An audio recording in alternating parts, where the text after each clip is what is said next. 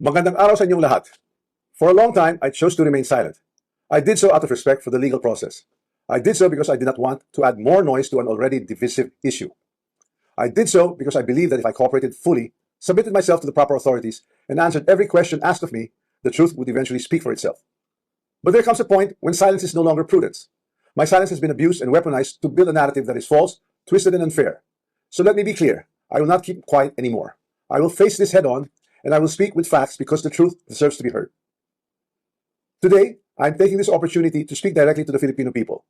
From the start of this controversy, I have been cooperative. I personally appeared before the proper authorities. I voluntarily submitted my affidavit to the ICI. I provided the information and documents asked of me. I did not hide. I did not run. I did not evade scrutiny.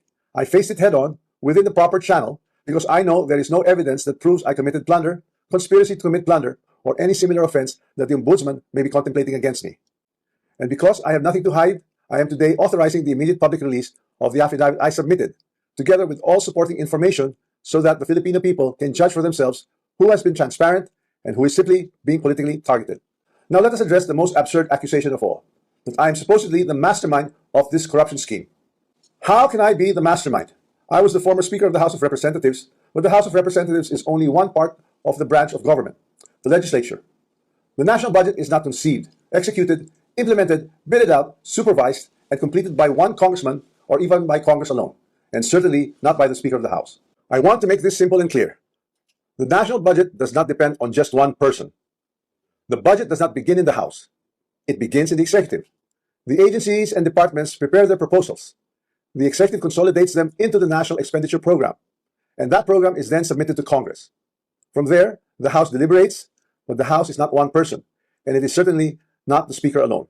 It is a collegial body made up of hundreds of members, multiple committees, vice chairs, and institutional processes. In fact, there are around 85 committees, each with its own jurisdiction, leadership, and members. No Speaker can personally control every committee, much less direct the actions of other branches or government agencies. And in the Appropriations Committee itself, there are already more than 100 members, with many vice chairs, and Representative Toby Tiangco, who has been very vocal and upfront on this issue over the past months, was himself a vice chair of the Appropriations Committee in the previous Congress. So I have to ask, if there were real concerns about irregularities in the budget process, why were these not formally raised during the deliberations, or even during the plenary? The budget deliberation does not stop in the House. The Senate also conducts its own deliberations, reviews its own version, and plays its own role in shaping the final budget, and it is not a bystander.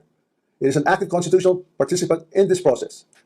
After that, the House and the Senate reconcile their versions in the bicameral conference committee.